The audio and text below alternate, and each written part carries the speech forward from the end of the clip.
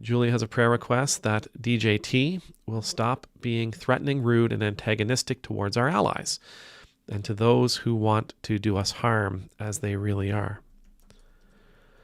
We'll definitely be praying for Donald Trump. And on that note, I want to talk about something else. I want to talk about, I mentioned Monday, a guy named Jack Hibbs. He's a preacher, very, very big on politics, very big into endorsing this person or that one. He must have a huge audience for him to be endorsing people. The other day, like I said, I talked about him and talked about those sermons that are just filled with fear and filled with trepidation. That we've got to be on the watch and we've got to be on the look. And in his case, all he was doing was saying, "And Trump will save us," right? But there's something he said at the very beginning of that video. That's him there. He said, excuse me, let me get my note. There's something he said at the very beginning of that video that I wanted to talk about. And basically what it comes down to is Trump derangement syndrome. He says, I never believed it, but I think it's there because when people mention Donald Trump, they freak out. They don't freak out when you mention Jesus. It used to be the other way around. People would freak out when you mentioned Jesus' name. Not now. Not now. People freak out when you mention Trump. So he's doing something interesting there. He's equating Trump to Jesus in that people have the same negative reaction to Donald Trump that they used to with Jesus. He goes on to say that this is a matter of justice, right? The only reason people are, not justice, law. The only reason people are upset with Trump is because he's obeying the law. And this means that people don't want to obey the law. People don't want to obey the law. They and he goes on to say we want the murderers, we want the rapists, we want we want the criminals. We don't want justice. We don't want security. We're completely against the law. That's who these folks are. These people who have Trump derangement syndrome, these people who are always worried about Trump, they hate Trump like people used to hate Jesus. They talk about Trump the way people used to talk about Jesus. They're opposed to Trump the way that people are opposed to Jesus. Okay, no, not even close. Right? Not even close. The people who were opposed to Jesus were religious leaders, like myself. They were people who were trained for the ministry, like myself. They are people who were priests and led congregations, like myself, and like Mr. Hibbs here. That's the people who oppose Jesus. The poor never oppose Jesus. The weak never oppose Jesus. The sick never oppose Jesus. The hungry never oppose Jesus. The oppressed never oppose Jesus. The prisoners never oppose Jesus. The dying, nope, they didn't oppose Jesus either. None of these folks did. The people who were in need never opposed Jesus. You never saw, the paralyzed guy tell Jesus, "Get away from me." Unless, of course, it was Monty Python. I think they actually did that in Monty Python, but I digress. The people who opposed Jesus were people of power and people of authority and people of faith. That's who opposed Jesus. I find it interesting that the language that this particular preacher uses is so incredibly strategic. He sets up this group of people as these lunatics who have Trump derangement syndrome. People who are really, really afraid. And there's a lot of people out there right now who are really afraid of the things that the Trump administration is doing. Veterans are starting to rally around one another because of the cuts that are happening to the VA.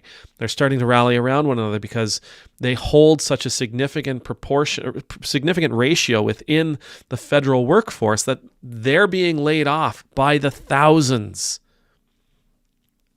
They're starting to rally. They're starting to become very angry with the Trump administration's cuts and the things that they're saying. You're seeing seniors. You're seeing people who are sick, people who are on disability. You're seeing all kinds of folks, those people that count on government assistance to survive. Right? People who count on government assistance for their health care and for their drug coverage. People who count on government assistance to help them pay for nurses and people who and rent and utilities. People who don't have any other options. They don't have a support system around them. They don't have generational wealth to prop them up. They're terrified of what the Trump administration is doing, and rightfully so. Now you say, well, it's Trump derangement syndrome. No, it isn't. It's fear and anxiety about what the Trump administration is offering. Continuously offering.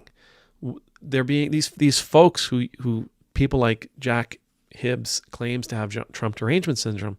These are people who are being inundated by the news. And because of the fear they have, they keep going back to the news because they're waiting for someone to stand up and say, oh no, just kidding.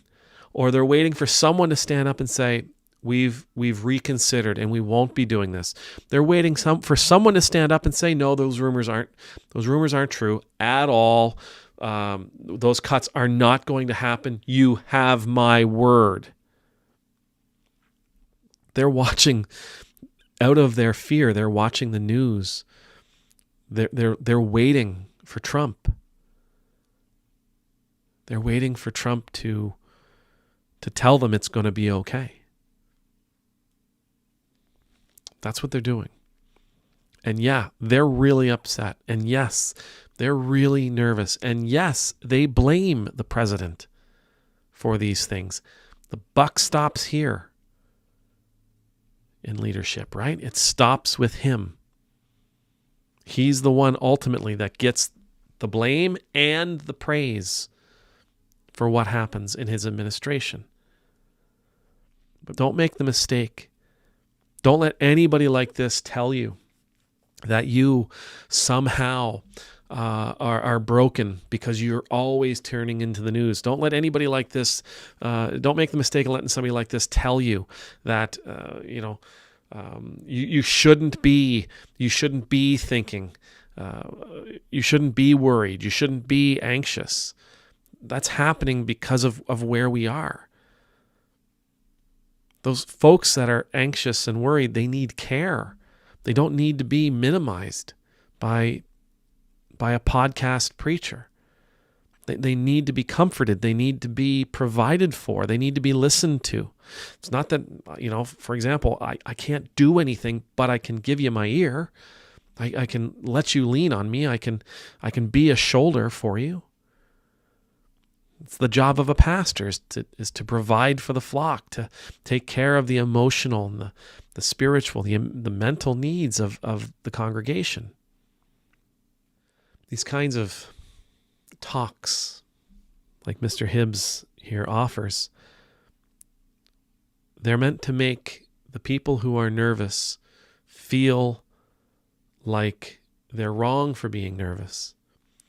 And they're meant to cause division between those who support Trump and those who are nervous. You don't listen to them. Those people are crazy.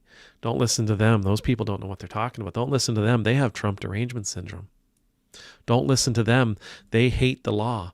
Don't listen to them. They hate justice. Don't listen to them. They like having murderers and thieves and rapists in the country. Don't listen to them. They're not really, they may be American by birth, but they're not really American in spirit, which is something that this fella said. Don't listen to them. They hate Trump just like they hate Jesus. Don't listen to them. They don't understand just how truly holy and divine Donald Trump is. If they did, they wouldn't be like this. No, people aren't nervous about Trump the same way they are nervous about Jesus. And no, people don't experience anxiety because of Donald Trump the way they experience anxiety because of Jesus. And no, people don't speak ill of Trump for the same reasons they would speak ill of Jesus. And for what it's worth, no, it's not the same people who would speak ill of Jesus as are speaking ill of Trump.